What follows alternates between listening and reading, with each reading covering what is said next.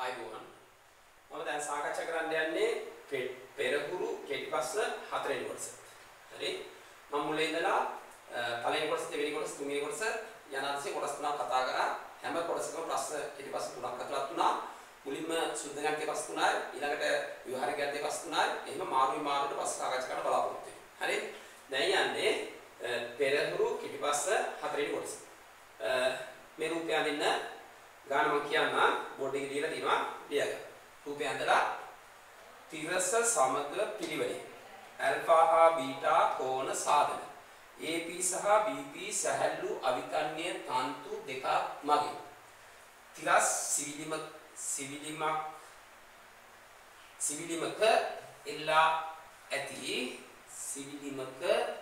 එල්ලා ඇති බර WP අංශුවක් රූපේ පරිදි සමතුලිතව ඇත.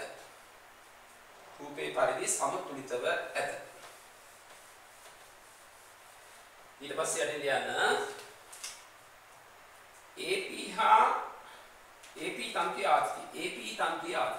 AP තන්තුවේ ආතතිය W alpha හා beta assurance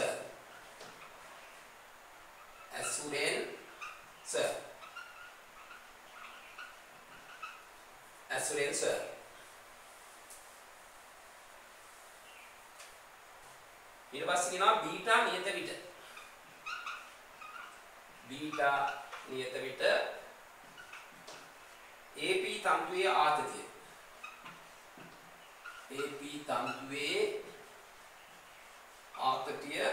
ආතතිය ආතතියේ අවම අගයත්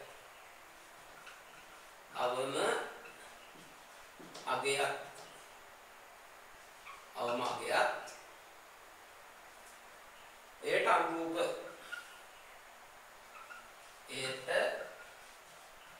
අනුරූප ඇල්ෆා හි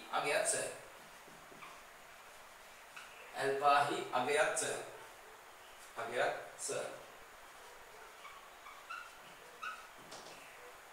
right පටන් ගමු දැන් AP තන්ත්‍රය ආතිත්‍රය යහන්නේ එකක් ඉස්සෙල්ලාම දැනගන්න ඕන තන්තුන්ගේ ආර්ථික ලකුණු කරන විදිය. හරි මෙන්න බලන්න මේ තන්තුව ඇතුලේ තියෙනවා මේක අංශුව W බරයි මේ ආර්ථිය මේක T1 කියලා දාන්න වෙනවා. එතන මේ පැත්තට සිවිලින් මත T1 කියලා බලපෑමක් ඇති වෙනවා. මේ අංශුව මත වෙදින් T2 බලපෑමක් ඇති කරනවා.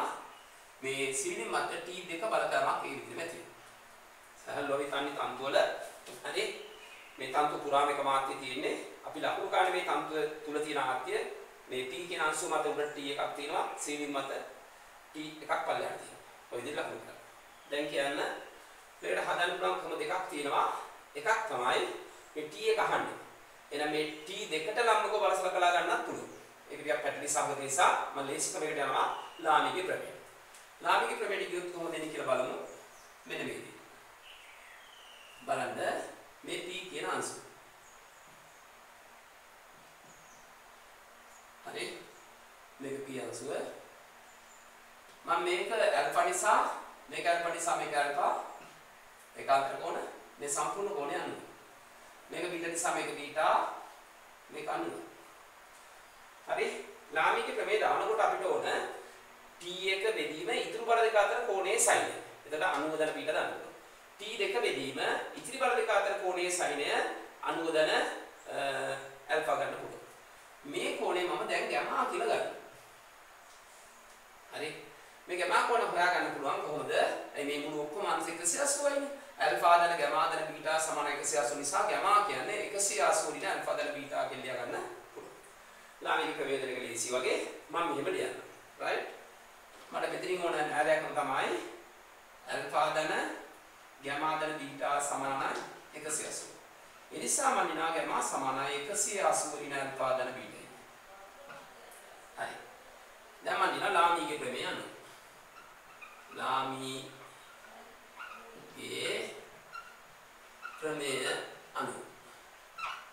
ලාමිගේ ප්‍රමේය අනුව ලියන්න පුළුවන් T1 බෙදීම ඉතිරි බල දෙක අතර කෝණයේ sin එක කියන්නේ sin 90 ධන බීටා. සමානයි W බෙදීම.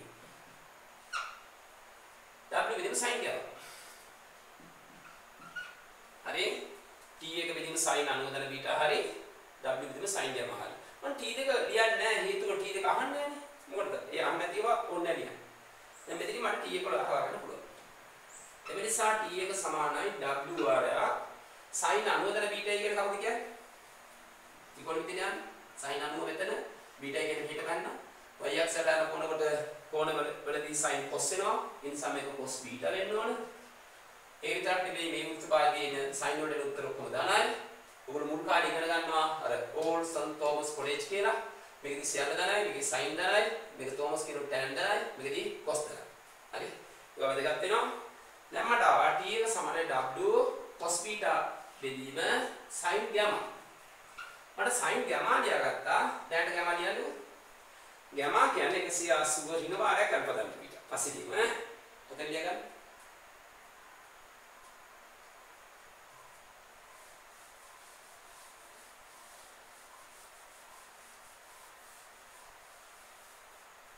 මනිනා මෙන්සා t එක සමානයි w වාරයක් cos බීටා බෙදීම sin. මේක ලියන්නේ 180 ඍණ ඇල්ෆා බීටා. ඔව් නැවත වාරයක් මුල ත්‍රිකෝණෙ තියෙනවා. මොකද 180 ඍණ බීටා කියන උම යන්නේ. 180 ඍණ යම් කිසි කොණයක් කියන උ විදිහට. එතකොට එන්නේ w cos බීටා බෙදීම. ඔයාලා 180ට ඇවිල්ලා ආපු යනවා කියන්නේ ඒවා අපි කියන්නේ x අක්ෂයට යනවා. ඒතර sin y කියලා කියනවනේ. ඒ නිසා sin ඇල්ෆා දර බීටා. ඊට පස්සේ මේ උත්පාදේ පැනනවා මේ උත්පාදේ sin දාන නිසා දාන උත්තරෙමයි. ඕක තමයි t එක. ඔන්න t එක කියුවා w ඇල්ෆා බීටා ඇස්නේ t එක කියුවා. බීටා නියත විට. මේක නියතයක්. එහෙනම් අහනවා AP තන්තුවේ අවමය. එහෙනම් මේක නියතයෙන් වෙනස් කරන්න බෑනේ. එහෙනම් මේකෙන් තමයි වෙනස් කරන්න. ආවේනෝ නම් හරය මොකද වෙන්න ඕනේ? හරය උපරිම වෙන්න ඕනේ. හරය sin වල ගන්න බා උපරිම වගේ කියන්නේ එකයි. ඒ නිසා මම දෙනවා sin alpha ධන බීටා කුඩාව සමාන එක නිසා හරි ඒක උපරිම වගේ කියන්නේ sin වලට ගන්න නම් එකට වඩා කුඩායි උපරිම වගේ එකයි එක විට t එකෙහි අවම අගේ ලැබෙනවා. ඒ අවම අගේ ලැබෙනවා. අගය ලැබෙනවා. හරි දැන් කියන්නේ මේ නිසා t එක මිනිමම් වගේ. ඊයේ දෙන්නේ මේ ඔක්කොම එක දැම්මා w cos බීටා. හොයාගත්තා. හැබැයි මේ විලාට ඇල්ෆා ගන්න. එහෙනම් මෙවිට මේ sin ඇල්ෆා ධන බීටා එක වෙන්න ඇල්ෆා ධන බීටා 90 විය යුතුයි. එහෙනම් ඉතින් ඇල්ෆා ගන්න පුළුවන්. දැන් යන්නේ මෙවිට හරි ඇල්ෆා ධන බීටා සමානයි 90. ඒ නිසා ඇල්ෆා සමානයි 90 ඍණ බීටා. හරි බලයි. අන ඇල්ෆා යයි. මෙන්න දෙවෙනි ගාන.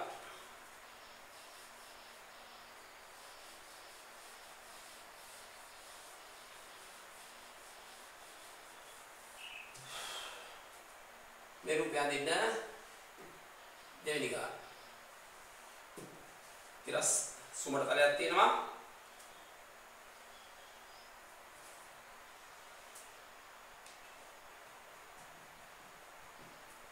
හරි ඊට පස්සේ මේක ෆයි කෝණයක් හදනවා. මෙතන අංශුවක් තියෙනවා මේක ස්කන්ධ සහිතව p අංශුවක් ස්කන්ධ m1යි. මෙතන q අංශුවක් තියෙනවා. එයාගේ ස්කන්ධය m2යි. මේ කෝණේ θ කියලා දීලා තියෙනවා. මෙයාගේ ස්කන්ධය කැපිටල් m කියලා දීලා තියෙනවා. ඔක බැල ගන්න.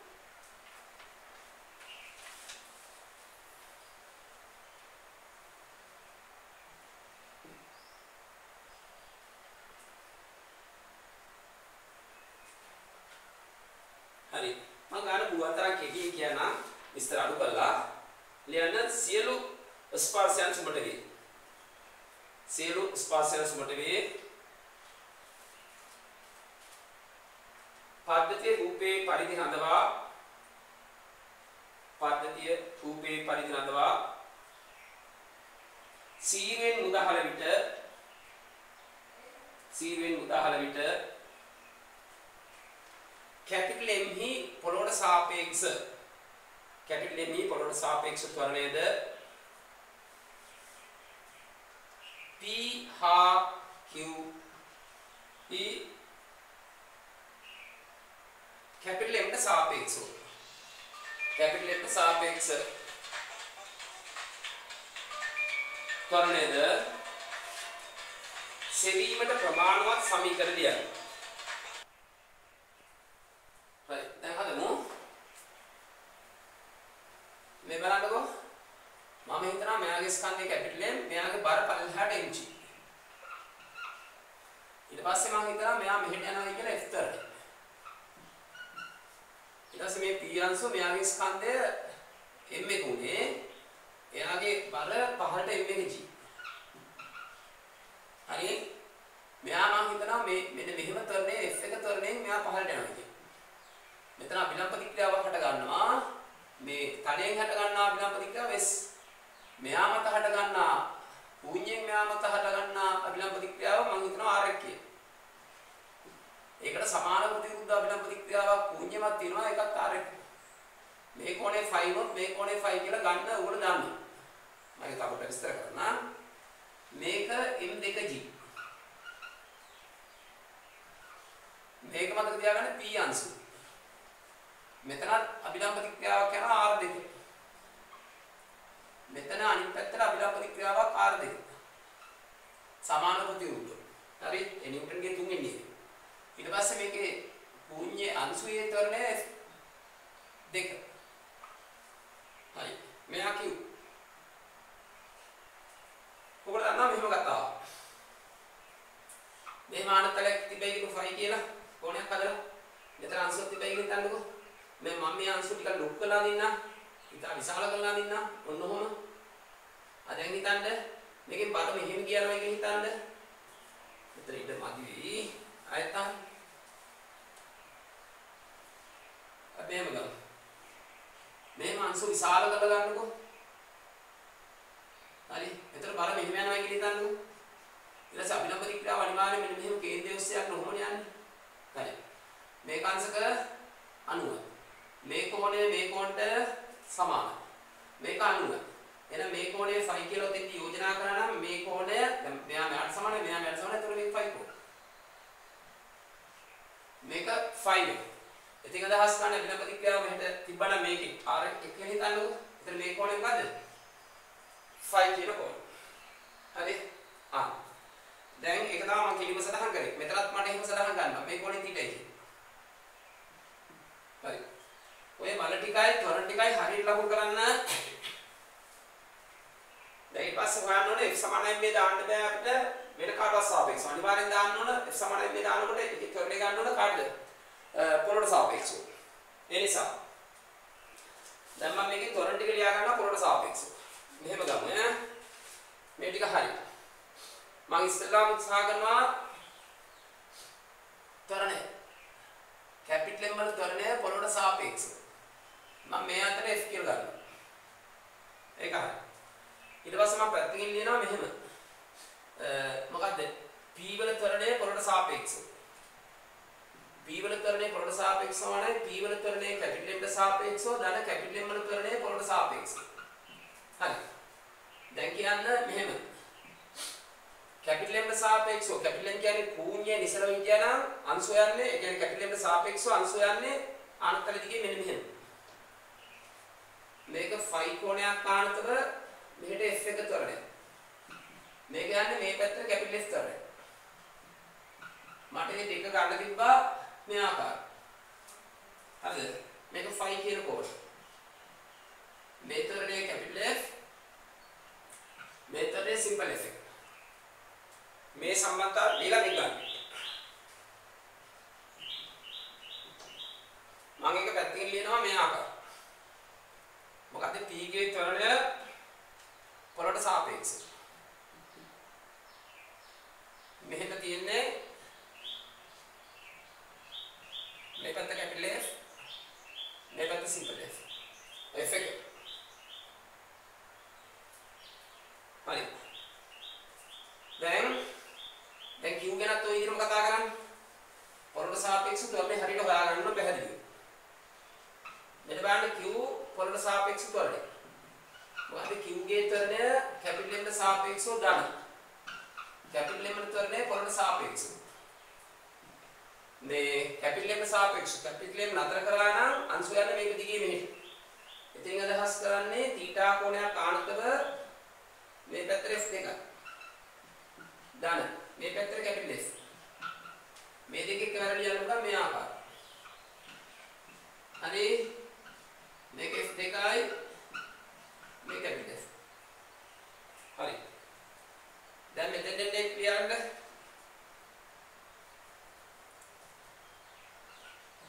Q ගේ ත්වරණය පොළොට සාපේක්ෂව. කොහොමද ආවේ? මෙහෙම ආවේ θ කෝණයක් ආන්තර. මේක කැපිටල් F මේක සිම්පල් F. හරි. මේ කුංජේ ත්වරණය මේ පැත්තට F කියලා මතක තියාගන්න. හරි. දැන් ඔය ත්වරණ දෙක සටහන් කරා මම මේ මුලින් ඉඳලා සියල්ල විස්තර කරලා හදන්න. හරි. ඔය කෙටියෙන් ගත්තට එහෙම කමන්නේ. ඊට පස්සේදී ඔච්චර විස්තරාත්මකව අවශ්‍ය නැහැ. දැන් අපෙන් අහන්නේ මේ ත්වරණ ටික මොකද්ද? කැපිටල් F, සිම්පල් F එක F දෙක හොයන්න සමීකරණය විතරයි කියන්නේ. විස්තර කියන්නේ විස්තර ලොකු වැඩක් නේ. ඒක විනාඩි 3ක් නැත්නම් 4ක් අතර කරන්න පුළුවන් දෙයක් නෙවෙයි. මේක ටක් ගාලා ලකුණු කර ගන්න ඕන, ත්වරණ ටික ලකුණු කරන්න ඕන. දැන් මම එනවා පද්ධතියටම. හරි? මම ඉස්සෙල්ලාම එනවා පද්ධතියටම. මේ අතර F සමාන ඊට F සමානයි මේ. බාහිර බල මුළු සමස්ත පද්ධතිය ගත්තාම බාහිර බල නැහැ. මේ mg කියන මා සියලු බලවල තියෙන පල්ලහාට s තියෙන උඩට ඒව බලපාන්නේ නැහැ. මේ r එක අභ්‍යන්තර බලයක්. ඒක කැපිටල් යනවා. මේ r දෙක කැපිටල් යනවා. මේ r දෙක කැපිටල් යනවා. ඒව අභ්‍යන්තර බල. එයින්ද බාහිර බල නැත. එහෙනම් කැපිටල් m වාරයක් f දාන්න. සිම්පල් m එක වාරයක් එයාගේ ත්වරණය. එයාගේ ත්වරණය එන්නේ මේ අතට. මොකද්ද? f ඍණ f එක cos phi. ඊට පස්සේ m2 එන්නේ f ධන මේක f2 cos θ අපේ නම ආපුඩ යන්න හරිද බාහිර බල නැත ms ධන m1 වාරය f ඍණ f1 cos phi ධන m2 හරි f ධන f cos θ මේක අංකෙ මෙතන f2 cos θ පොඩක් බලන්න ඉස්සෙල්ලා ඊක හැමතැනම මේ කැපිටල් එකට සාපේක්ෂව q වල ත්වරණය f2 කියලා දැම්මද කියලා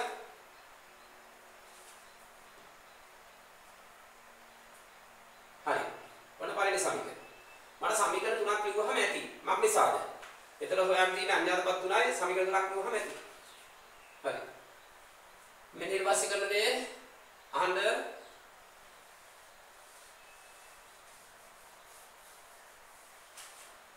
දැන් මම පීට ආනතරයට සමාන්තරව මෙන්න මේ අතර දානවා f සමානයි m f සමානයි m දාන පැත්ත අනිවාර්යෙන් කියන්න ඕනේ කොහෙද දාන්නේ කියලා මේ පැත්තට ඉදුවොත් බලන්න මෙන්න දෙයි මෙතෙන් දෙනවා m එක g වාරයක් මෙහෙට ගත්තාම sin phi m එක g වාරයක් sin phi එච්චරයි බාහිර වල තියෙන්නේ ස්කන්ධයේ සිම්පල් m එකයි ත්වරණය මෙතනින් ගන්න f එක ඍණ f cos phi හරි m එක g වාරයක් sin phi ඊට පස්සේ m එක වාරයක් ත්වරණය ගන්න f එක ඍණ f cos phi ඒ මේ කැපිටල් f එක මෙහෙට බෙදෙන එක නම් අනිත් පැත්තට ඉඳ ඍණ මේක අංක 2 හරි දැන් සුළු කිරීම කරන්නොත් මේකට මේක කපලා දාලා එහෙම ගන්න පුළුවන් නේ සුළු කිරීම අවශ්‍ය නැහැනේ කියන්නේ නැහැනේ හරි ඊළඟට ලියන්න කිව්ට දාන්න මේ ආකාරය මේක θ මේ අතර දාන්න f සමානයි m හරි එතකොට එන්නේ m2g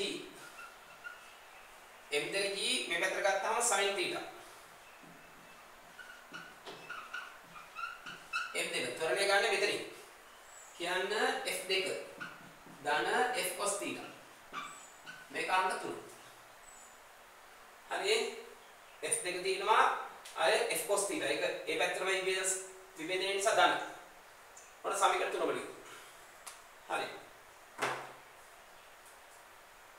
දැන්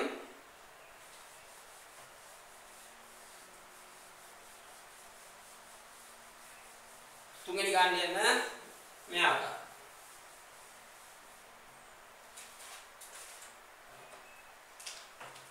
තුන්වෙනි ගාන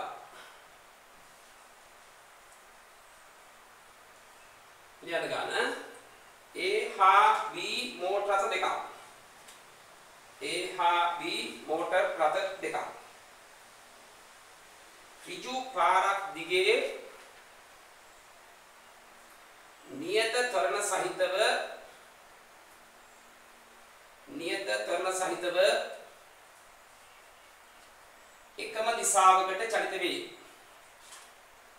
එකම දිශාවකට චලිත වේ.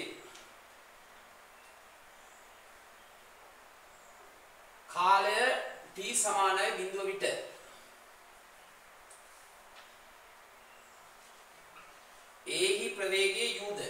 එහි ප්‍රවේගයේ යුද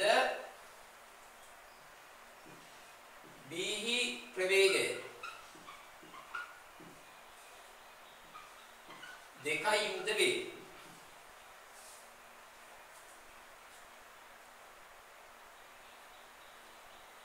කැපිටලෙහි නියත ත්වරණය f ද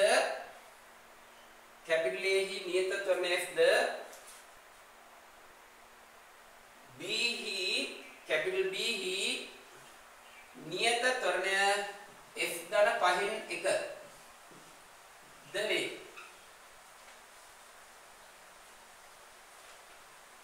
පළවෙනි කොටස t විශාල සමානයි බිඳුව සඳහා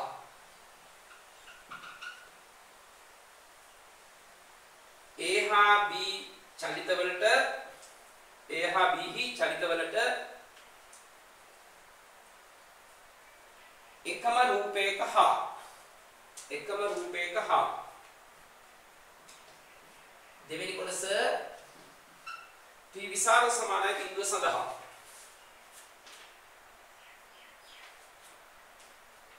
A ට සාපේක්ෂව B හි චලිතයට වෙනම රූපයක ප්‍රවේග කාල ප්‍රස්ථාර අඳින්න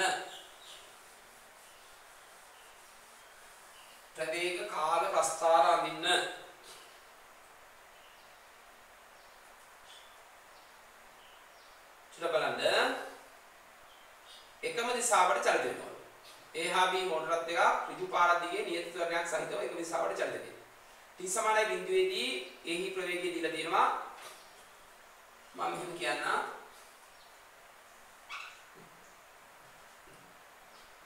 මේක ප්‍රවේගය මේක කාලය.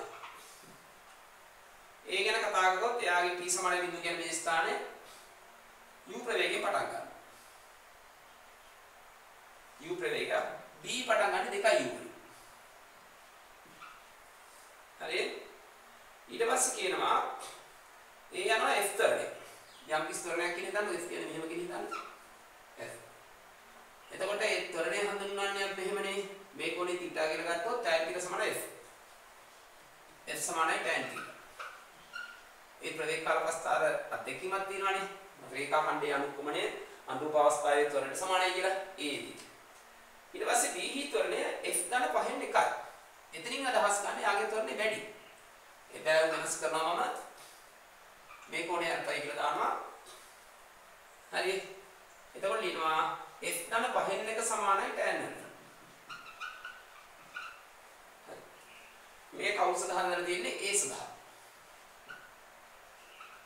මේ කවුස සඳහාද B සඳහා. හරි. ඔන්න ප්‍රස්තාව දෙක පළවෙනි කොටස හදලා ඉවරයි. දැන් අහන්න සාමාන්‍යයෙන් මේකේ උඩ f මේක f ධන පහෙන් එක එහෙම කියලා ලකුණු කරනවා. නමුත් ඉතින්දී අර ළමයා වැරදි අදහසක් එයි කියලා ලකුණු කරන්නේ නැහැ. පැත්තකින් නිකුවම හරි. මේ හරි මේ කරු දෙය හරියටම හරි. අඩුපාඩු නැහැ. වැරද්දක් නැහැ. දැන් ඊට පස්සේ කියනවා මෙන්න. ඊළඟට කියනවා a ට සාපේක්ෂව b ගේ. ගාන කිව්වනම් අපව මොන බලන්න ප්‍රවේග ගන්න.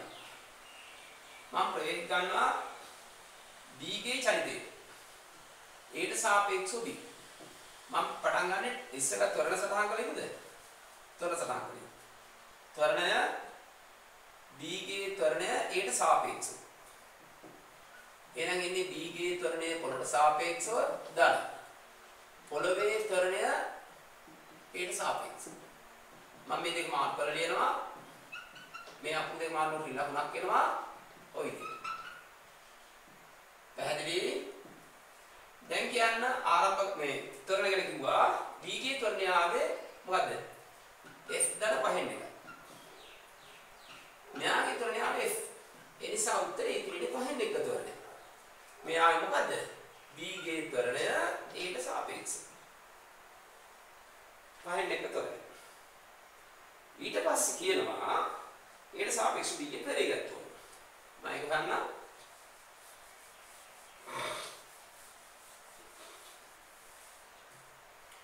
මෙන්න බලන්න ප්‍රවේගය. b ගේ ප්‍රවේගයට සාපේක්ෂව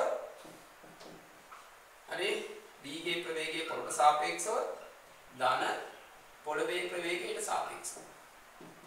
මාර්ගවලදී අඩු කිරීම a ගේ ප්‍රවේගය පොළොට සාපේක්ෂව. හරි මේ කතා කරන්නේ t සමානයි බිඳුව මොහොතේ පටන් ගන්නකොට. t සමානයි බිඳුවට. මම තොරණේ ගැන කතා කරද්දි ඒ කාලේ කතා කරන්නේ හැම වෙලාවෙම. මේ t සමානයි බිඳුවට. මොකද උනේ? බලන්න b ගේ ත්වරණය b ගේ ප්‍රවේගය ආවේ 2යි. මේකේ ප්‍රවේගය u ඒ නිසා u. අද පස්තාරගෙන ඉන්න පුළුවන්. u වලින් පටන්ගෙන පහෙන් එකයි කියන ත්වරණයෙන් අදින්න. හරි? මෙන්න බලන්න. මේක කාලේ. මම මේකේ ප්‍රවේගය සටහන් කරනවා. හැබැයි ප්‍රවේගය සටහන් කරන්නේ කාගේද? b ගේ ප්‍රවේගය කාට සාපේක්ෂවද? ඊට සාපේක්ෂව. පටන් ගන්නේ කොහෙන්ද? u වලින්. ත්වරණය කොහොමද ඉන්නේ? අඩු ත්වරණය. හරි? මේ කෝණය අපි ඉස්සෙල්ලා කොපිට කියලා ගත්තා. මේක ඩෙල්ටා කියලා දාගමු. දැන් මේ දෙකේ tan ඩෙල්ටා සමාන. පහෙන් එක. ඕක තමයි පස්තාර. හරි? මොන ඉතලක් දාලා පෙන්නන්න උඩින් කියලා තියෙනවා. මොකද්ද? a ට සාපේක්ෂව b ගේ චලිතය. හරිද? a ට සාපේක්ෂව b ගේ චලිතය.